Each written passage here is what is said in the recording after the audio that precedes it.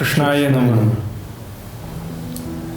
Q&A sessions के इस छठे एपिसोड में पूज्य श्री प्रातःचरण श्री आश्रय कुमार जी और मैं हम दोनों ही आपके प्रश्नों के उत्तर देने पुनः उपस्थित हुए हैं। इन Q&A सेशन के माध्यम से अनेक युवा मित्रों के देश विदेश से पुष्टि टीवी के इन कमेंट्स में, वीडियो की कमेंट्स में आते प्रश्नों के माध्यम से हमने अनेक विषयों के चिंतन किए, अनेक प्रश्नों के उत्तर दिए। आज पुनः छठी श्रृंखला में हम इस सेशन में आइए आगे बढ़ते हैं। प्रथम प्रश्न पूज्य श्री प्रातःचरण से पूछते हैं। ध्येय कंसारा पूछ रहे हैं, if one is unable to have भगवत प्रसादी only, so is it correct to have अनप्रसादी बट विद द भाव that body needs it some or other day in सेवा for health? हमारे शरीर के लिए यदि हम स्वास्थ्य के लिए अनप्रसादी भी खाएं तो क्या वो उचित है, वो सही है? ये प्रश्न ध्येय कंसारा का है।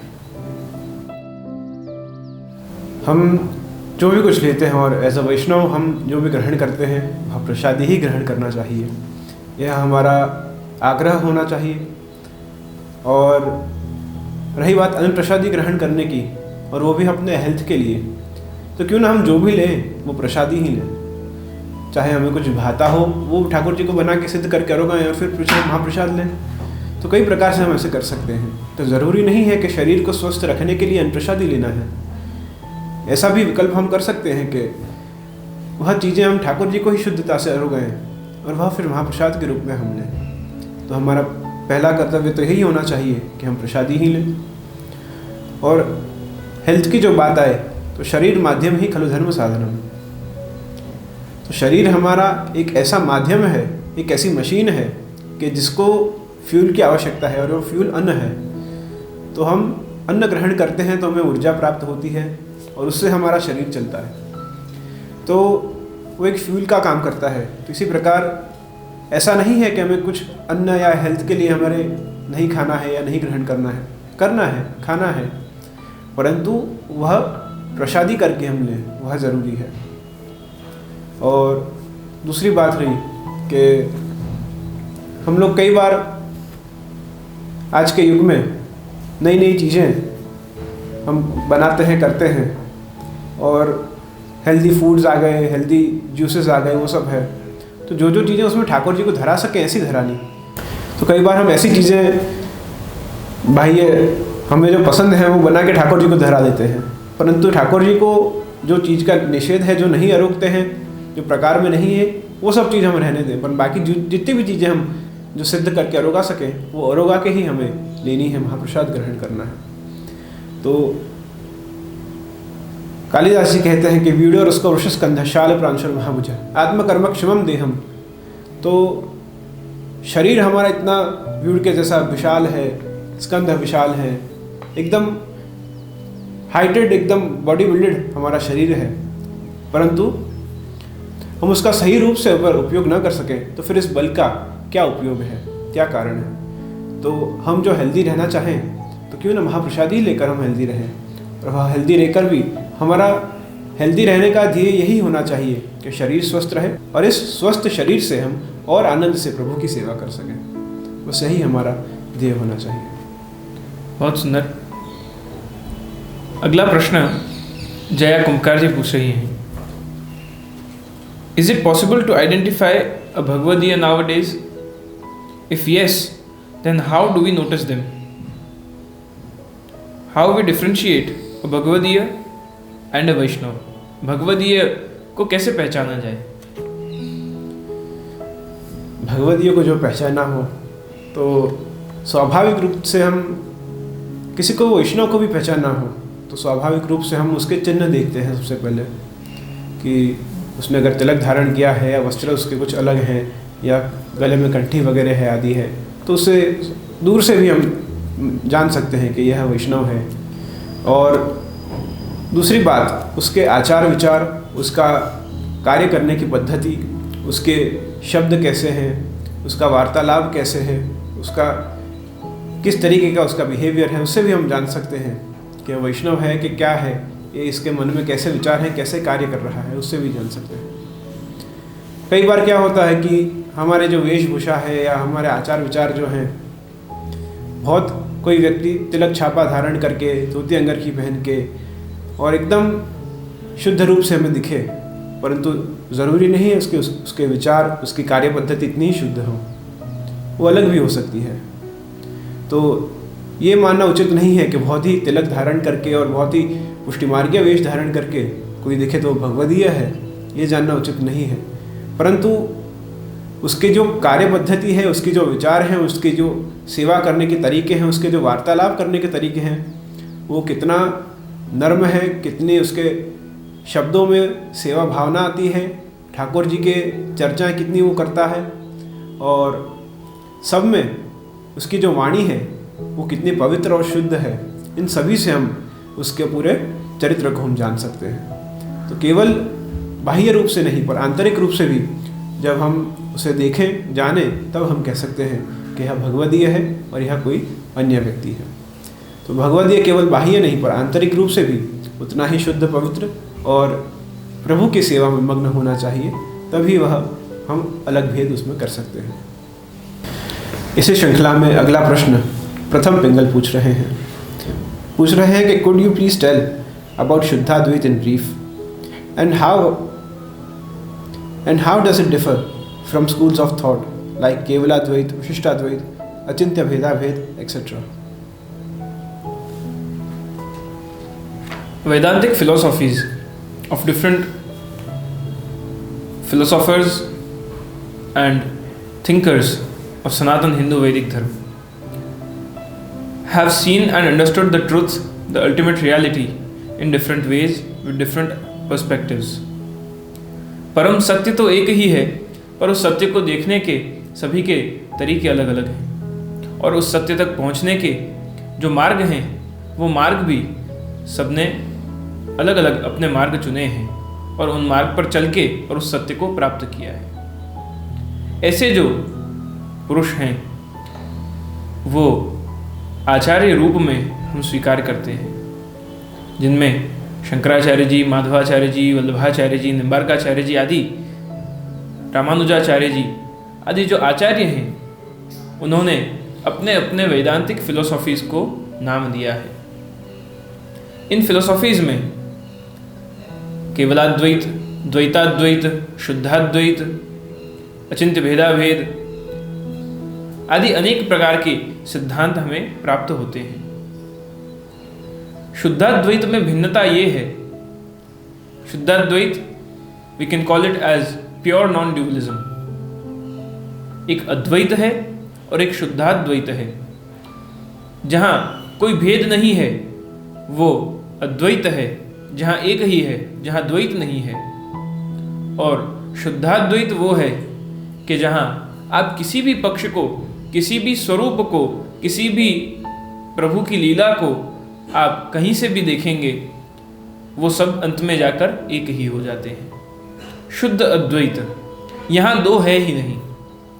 शुद्ध अद्वैत वो है कि जहाँ श्रीनाथ जी ही श्री महाप्रभु जी हैं, श्री महाप्रभु जी ही श्री यमुना जी हैं, श्री यमुना जी ही श्री गिरिराज जी हैं। सब रूप नाम विभेदेन जगत क्रीडति योयतः। आपके रूप अलग हैं, नाम अलग हैं, लीलाएं अलग हैं, परंतु मूल में सत्य तो एक ही है। तो उस सत्य तक पहुंचने के मार्ग कई हो सकते हैं, परंतु सत्य तो एक ही है। वो सत्य श्री कृष्ण है। परब्रह्म तो कृष्णो ही सच्चिदानंद कम बृहत्। प्रभु सच्चिदानंद रूप हैं और अपने रूप से, नाम से, लीला से, धाम से आप विभिन्न भक्तों के भाव का पोषण करने अलग अलग प्रकार से प्रकट होते हैं। और उन प्रभु को पाने के लिए, समझने के लिए और उन तक पहुंचने के लिए आचार्यों ने राजमार्ग रूप ये भक्ति मार्ग की पद्धतियाँ हमें प्रदान करी हैं। उनमें से जगत गुरु श्रीमद् वल्लभाचार्य महाप्रभु जी का जो सिद्धांत है वो शुद्धाद्वैत का है। शुद्धाद्वैत यानी प्योर नॉन ड्यूअलिज्म, जहाँ द्वैत है ही नहीं। तो श्री ठाकुर जी भी वही हैं और श्री राधा जी भी वही हैं। इसीलिए युगल स्वरूपात्मक श्री श्रीनाथ जी की हमारे यहाँ सेवा होती है। श्री यानी श्री राधिका जी और उनके नाथ यानी श्री कृष्ण, एक ही स्वरूप में दोनों विराज रहे हैं। दोनों में कोई भेद नहीं, वाम भाग वृषभानुनंदिनी। तो इस प्रकार से शुद्धाद्वैत को हम समझ सकते हैं। आदि और डिटेल में वेदांतिक फिलोसफीज में अगर हम जाएं तो उसका और बहुत विशेष रूप से विवरण हो सकता है और उसको हम काफ़ी बाइफर्केशंस के द्वारा उसको समझ सकते हैं। परंतु एक छोटी सी बात में यदि समझना हो तो अंत में सभी हम समझ लें, परंतु जाकर और सब बातें एक मूल धारा से मिल जाएं, वही शुद्धाद्वैत है। सब एक ही हैं, यहाँ कोई भेद नहीं है। ये शुद्धाद्वैत पुष्टि भक्ति मार्ग का मूल सिद्धांत है। बहुत सुंदर तरीके से चिरंजीव शरण बाबू ने समझाया। इसी प्रकार अगला प्रश्न हार्दिक ब्रह्मभट्ट पूछ रहे हैं। वह पूछ रहे हैं कि अभ्यंग में आंवला का विनियोग होता है तो फिर प्रभु को अरोगाने में आंवला क्यों नहीं है, क्यों वह वर्जित है? अभ्यंग में, प्रभु के अभ्यंग स्नान में हम ठाकुर जी को जब स्नान कराते हैं तब आंवला से, चंदन से प्रभु को स्नान होते हैं और आंवला चंदन से ठाकुर जी को अभ्यंग कराया जाता है।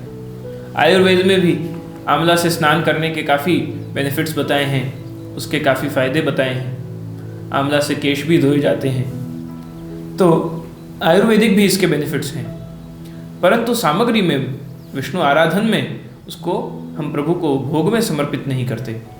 स्नान में तो समर्पित करते हैं परंतु भोग में समर्पित नहीं करते। तो नहाना और खाना दोनों अलग चीज़ें हैं, और नहाने में जिस चीज़ का विनियोग हो जरूरी नहीं कि वो खाने में होना ही चाहिए उसका। और दूसरी बात यह है कि सामग्री में इसलिए पुष्टि मार्ग में इसका विनियोग नहीं होता, नहीं तो आंवला की काफ़ी सारी चीज़ें बनाई जाती हैं, उसके मुरब्बा आदि काफ़ी सब चीज़ें खाई जाती हैं।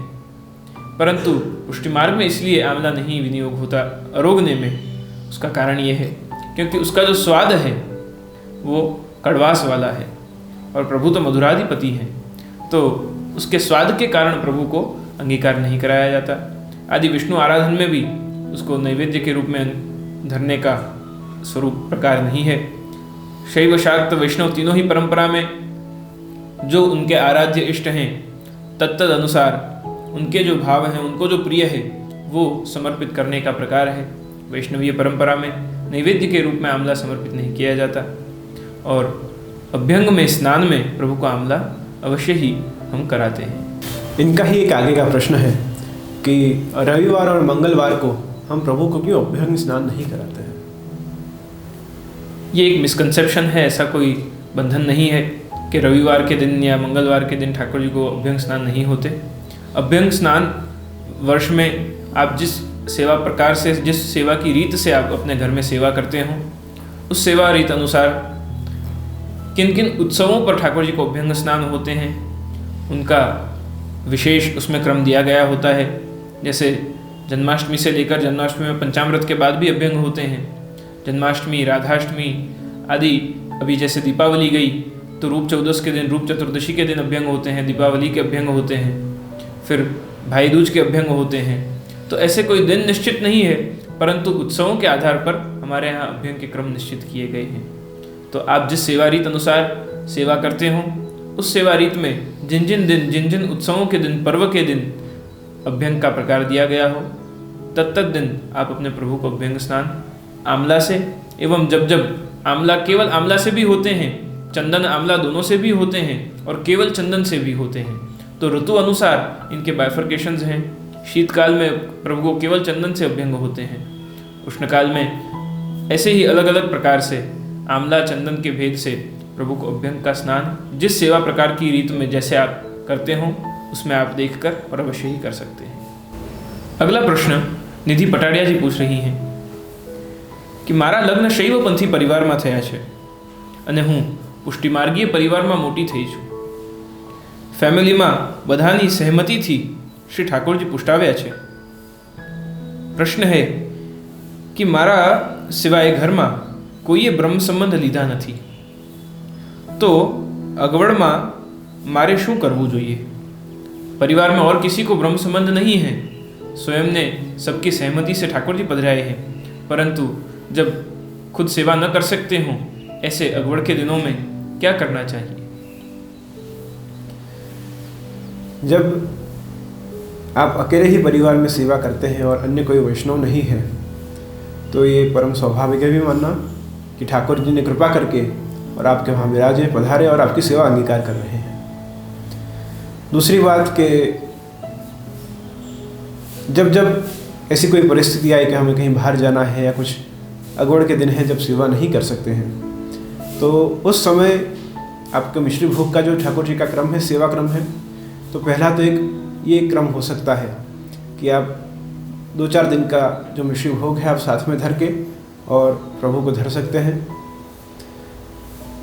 और उस समय सेवा क्रम न कर और पहले से ही वह भोग विशेष कर हम प्रभु को धर दें। दूसरा एक क्रम ये हो सकता है कि आजू बाजू कोई वैष्णव विराजता हो और आपको उसके वहाँ पधराने में कोई आपत्ति न हो, तो आप वहाँ पधरा सकते हैं और आपकी सेवा वहाँ वैष्णव के वहाँ सुखैन रूप से चल सकती है। तो यह 2 प्रकार हम ले सकते हैं।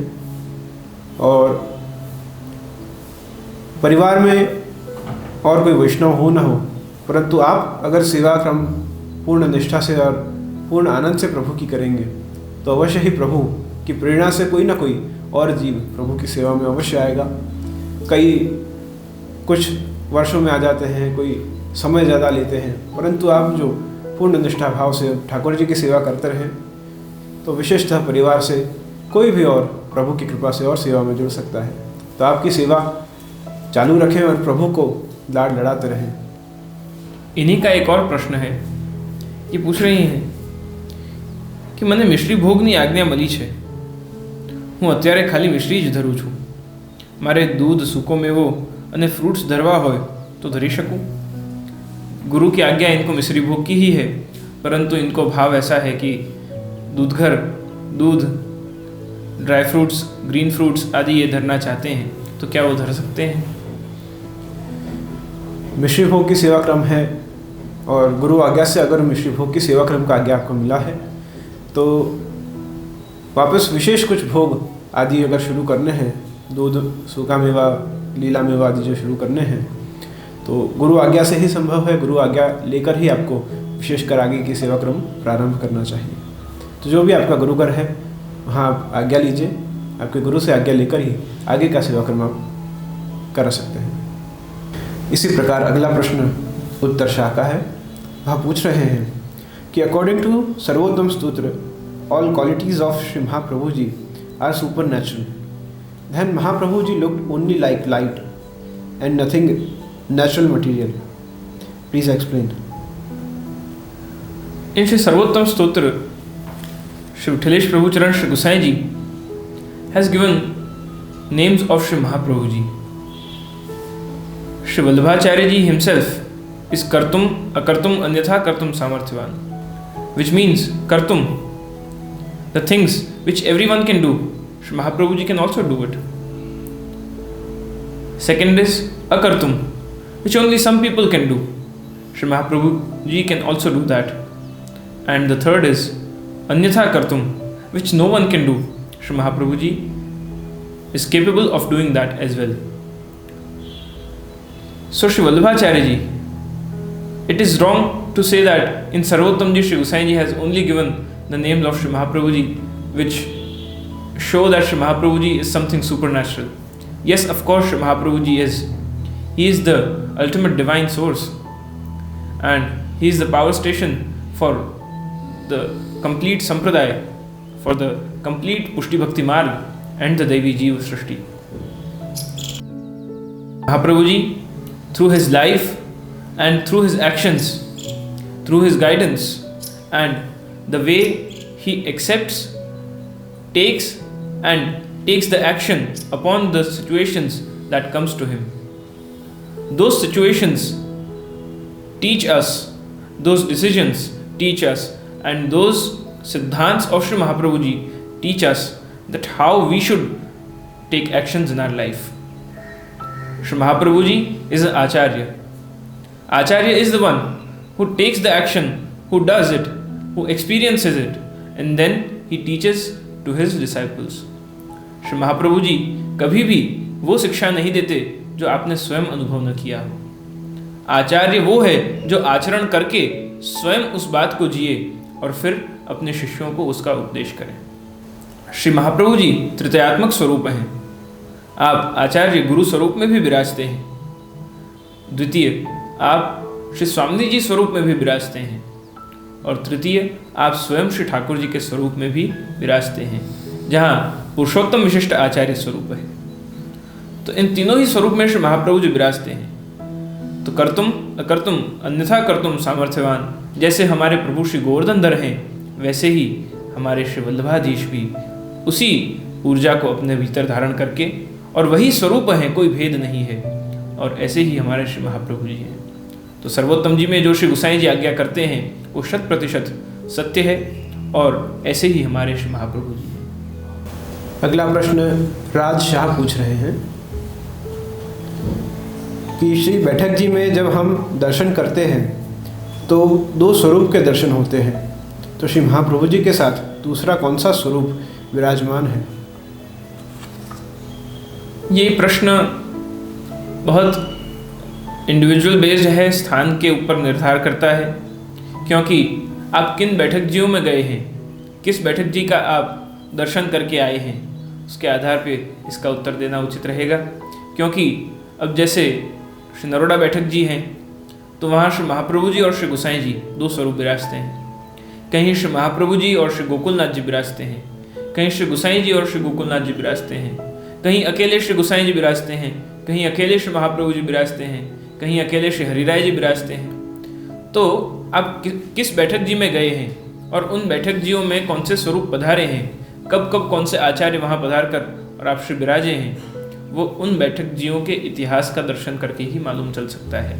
तो आप जब भी किसी बैठक जी में जाएं तो वहाँ जो भी व्यक्ति उपस्थित हों, जो वहाँ संचालन करते हों, उनसे आप पूछकर, वहाँ के स्थानिक वैष्णवों से पूछकर, या तो आप जहाँ जाते हों वहाँ जाने से पूर्व आप जिन वैष्णवों को जानते हों, अपने गुरुजनों को जानते हों, आचार्य बालकों से, उनसे पूछकर और वहाँ की माहिती लें कि आप जहाँ जा रहे हैं वो स्थान का वैलक्षण्य क्या है, वहाँ की विशेषताएं क्या हैं, वो जानकर और फिर आप वहाँ जाकर और कौन से स्वरूप विराजते हैं उनका दर्शन करके और अपने जीवन की धन्यता को अनुभव कर सकते हैं।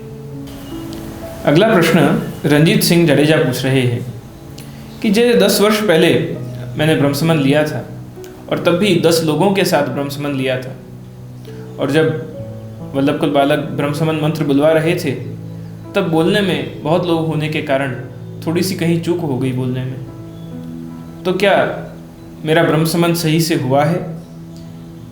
क्या सही रूप से मेरा ब्रह्मसमन संपूर्ण हुआ है? आप कृपा करके इसका जवाब दें। आपको 10 वर्ष बाद यह रियलाइज़ हो रहा है कि आपसे ब्रह्म संबंध के समय कुछ चूक हुई है बोलने में, परंतु जब ब्रह्म संबंध मंत्र देते हैं तब गुरु आदेश करते हैं कि जोर से उच्चारण करें, और जब जोर से उच्चारण करते हैं तो गुरु को भी पता चलता है कि आप स्पष्टता से बोल रहे हैं या नहीं, और अगर न बोलते हों तो आपको पुनः वह मंत्र बुलवाया जाता है। और बात करें इस प्रश्न की, तो अगर ज़्यादा लोग साथ में ब्रह्म संबंध ले रहे हैं तो स्वभावतः कहीं चूक हो सकती है, और जब ठाकुर जी के सन्मुख ब्रह्म संबंध ले रहे हैं और गुरुजन हमारे स्वयं पहले बोल रहे हैं और हम बाद में उसका उच्चारण कर रहे हैं, तब जब प्रभु सामने में विराज रहे हैं तब वह दीक्षा में कोई छोटी मोटी चूक हो तो भी प्रभु वह स्वीकार करके और आपको अपने शरण में लेते हैं।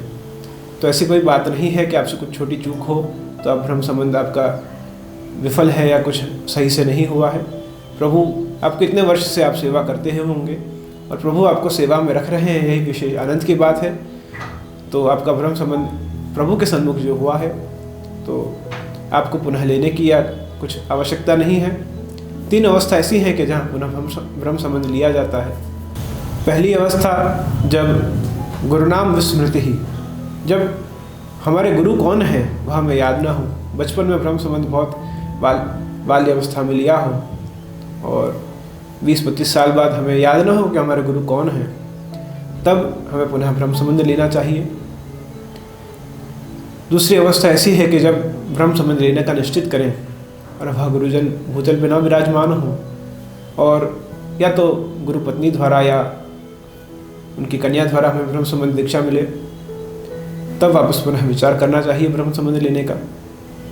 और तीसरी अवस्था कि जिस गुरु से हमने ब्रह्म संबंध लिए हैं उनके प्रति अश्रद्धा हमें जागृत हो, तब हमें विचार करना चाहिए कि किसी और गुरु के पास से हमें ब्रह्म संबंध लेना चाहिए। तो यह 3 अवस्था ऐसी हैं कि जहाँ हमें पुनः ब्रह्म संबंध लेने का विचार करना चाहिए। परंतु एक बार जो ब्रह्म संबंध हमने लिया तो यह कोई ऐसा क्रम नहीं है कि हमें ब्रह्म संबंध वापस लेना ही है। कोई भी परिस्थिति हो, हमें अटूट हमारे गुरु प्रत्यय की श्रद्धा, हमारे प्रभु प्रत्यय की श्रद्धा, और यह जो दीक्षा और शिक्षा का क्रम है उसमें पूर्ण श्रद्धा से हमें यह प्रकार को बांध के रखना है। और बहुत कठिन परिस्थितियाँ आए और हमारे पास कुछ विकल्प न हो, तभी हमें पुनः ब्रह्म संबंध लेने का विचार करना चाहिए। तो खूब आनंद से आप प्रभु की सेवा करिए। इसी भावना के साथ हमारा यह 6ठा एपिसोड यहाँ अंत होता है। और आगे ही ऐसे कई प्रश्नों के उत्तर देने के लिए आप इस वीडियो के कमेंट में आपके प्रश्न अवश्य डालिए। आशा है आपकी दिवाली बहुत दीपमय रही हो, बहुत प्रकाशमत रही हो, और इस दिवाली अन्नकूट के क्रम में आपने खूब आनंद से प्रभु को लाड लड़ाए हों।